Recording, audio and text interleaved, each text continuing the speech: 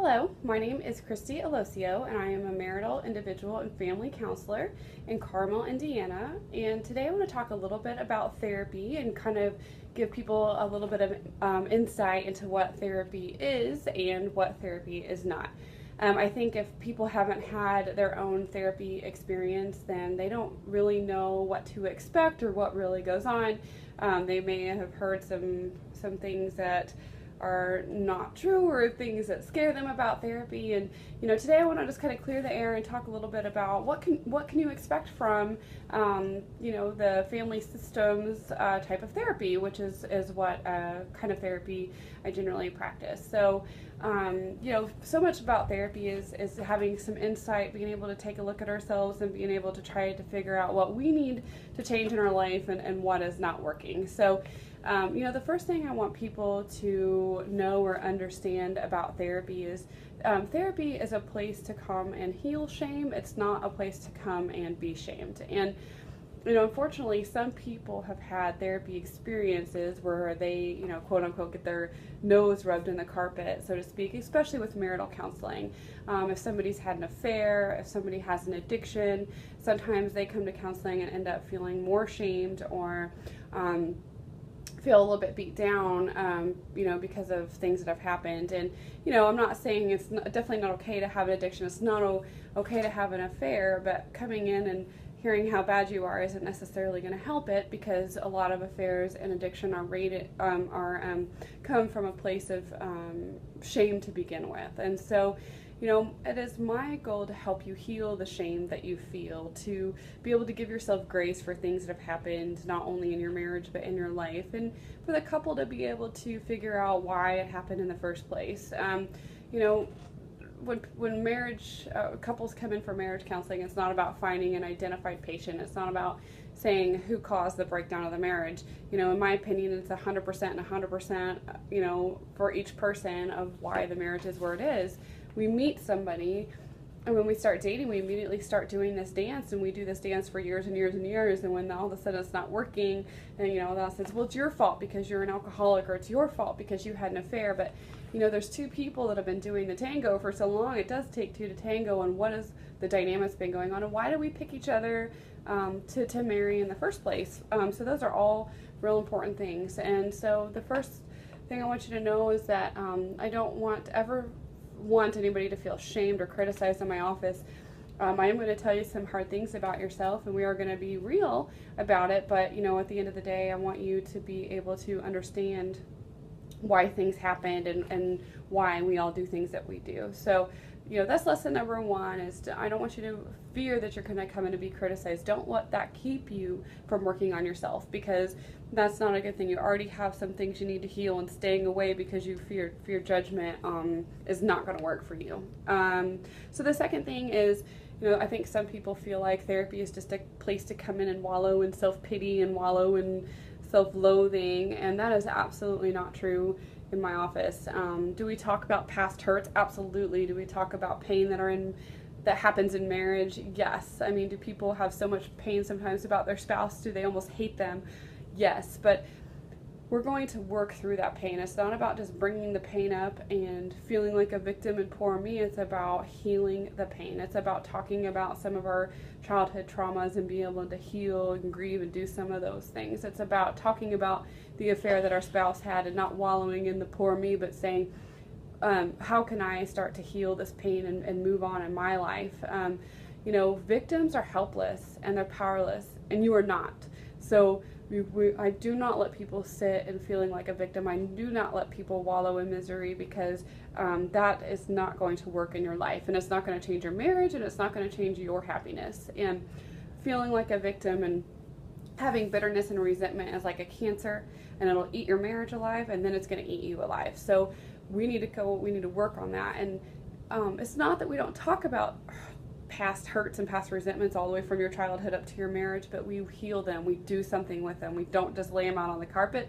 We try to work through them. We try to find some closure, some healing to go along with that. So the next one is, therapy is not so much about communication skills, but delivery goes a long way. I don't work with couples a whole lot on just basic breaking down of communication skills because it doesn't work. It's a band-aid fix. Working on how we communicate with each other does not change 20, 30, 40 years of instinctual behavior that we do for a reason. So, I will point out some communication stuff here and there, but it's more about if we change some of our beliefs, change some of our paradigm, change some of our patterns, then, changing the communication isn't going to be top priority. It will naturally start to change as we change. I don't want you guys to come in here and get a band-aid fix. I want it to be a long-term healing process for your marriage, and just teaching communication skills, in my opinion, is just we're going to throw a band-aid over it, and 6 months, a year, 2 years, that band-aid's going to be ripped off and we're going to be right back. So that's kind of the first part about the communication. And then, talking about the second part, which is delivery goes a long way. It's a little hard for me sometimes over here in the therapist chair. I hear a wife, we'll just use a wife for example, and she's sharing like really legitimate concerns, and she's sharing legitimate hurts, but it's coming out in such an angry, victim-y way. The partner, the husband, is never going to hear her. And I'm like saying, what you have to say is so important, but the delivery is keeping you from being heard. And that's not the only dynamic. There's more dynamics than just that are probably keeping her from being heard, but delivery goes a long way.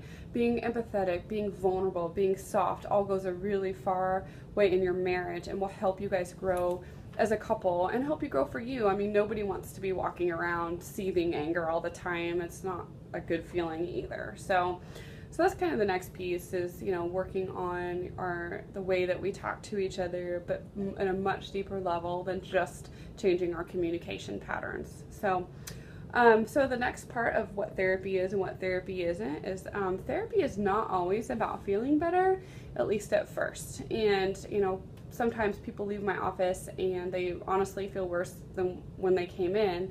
But the whole goal is triggering that pain for you now and giving you something to process and work on is what makes you feel better in the long run. So to me, it's solely like working out. No pain, no gain. I mean, you don't go to the gym for the first time and leave like, whoo, I feel great and this is awesome. And you're sore the next day and it takes you a couple days to recover. But then you're like, okay, after I've been doing this for a little while, I've got more energy. I feel great. So that's very similar to what therapy is.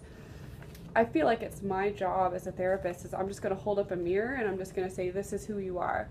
And the problem is we don't always like what's looking back at us. And that's the initial owie that people get is, oh gosh, what did you just say to me? And that hurts. But then they go home and they sit on it for a week and they're like, oh my gosh, that is true. There is something right about that. And I don't like that about myself and I want to change it. And you cannot change it until you admit it. And you can't change it until you say, I know this is a problem and I know this is something that I want to make different. So it's my job to point those things out, to kind of be the fire for you to say, I want to change this. This isn't working for me. If somebody perceives you in a certain way, if I say I perceive this about you, it may not be 100% true. It may not be 50% true, but there's a reason that I see it. Or even if somebody else would point it out, there's a reason that they see it. And so for you could take it in to be defensive and say, yeah, but, and say that it's not true. Or you could take it in and say, why do people perceive me this way? And if I don't like people perceiving me that way, is there something that I want to be different so that people don't perceive me that way? And that's what therapy is I want you to see yourself as others see you, because that's the only way that you can change.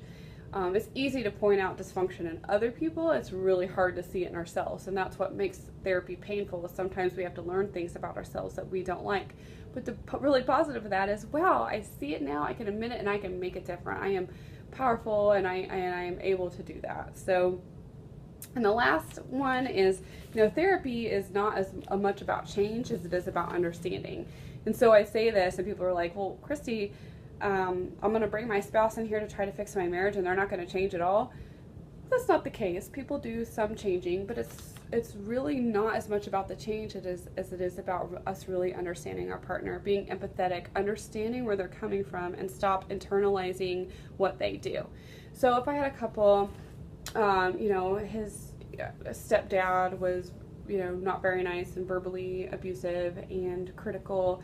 And so for him, it's painful when his wife criticizes him. And even if it's not on the same level, it still kind of triggers that for him. And so, a little kid that is trying to protect himself in that situation shuts down, and they learn the less I say, the less I do, the less likely I am to get hurt, the less likely I am to need to protect myself. So I'm just going to kind of stay in my shell. And so whenever he's feeling that way, he shuts down, and she internalizes and say, well, what's wrong with me, or what's wrong with our marriage? What's going on here? He doesn't talk to me. He doesn't open up to me. So bringing them in therapy and him being able to sit on the couch and being vulnerable and opening up about some of those childhood hurts, all of a sudden she sees it and she's like, his clamming up and his sucking into his shell isn't about me, and it isn't about what kind of wife I am. That's about his pain and his way that his brain taught him to protect himself as a child. And we develop those defense mechanisms as children, and they work really great as kids, but we carry them into adults and they don't work very well in relationships. And so, the next time that, after he shared that in a session, the next time he clams up, hopefully she can get to the place where she says, I know this isn't about me, because before, he'd clam up and she'd be pounding on him like, open up, open up, open up, which is, only triggering that more for him and making him suck more and more into his shell. So therapy is so much more about understanding our partner, trying to understand their vulnerability, why they act like they do, being empathetic and understanding. And that is eventually where the happiness and the connection comes in a marriage. There's nothing more connecting for a couple than to be able to be real with each other and be vulnerable and open about current and past hurts that they've experienced. And that takes a big level of trust that is provided in this therapy room. So I hope that helps clear up a little bit about therapy and what therapy is and what therapy is not. So if you have further questions or you want to make an appointment, I will see people individually and as couples. Please contact me. My email is ChristyFamilyTree. That's CHRISTY familytree @live.com.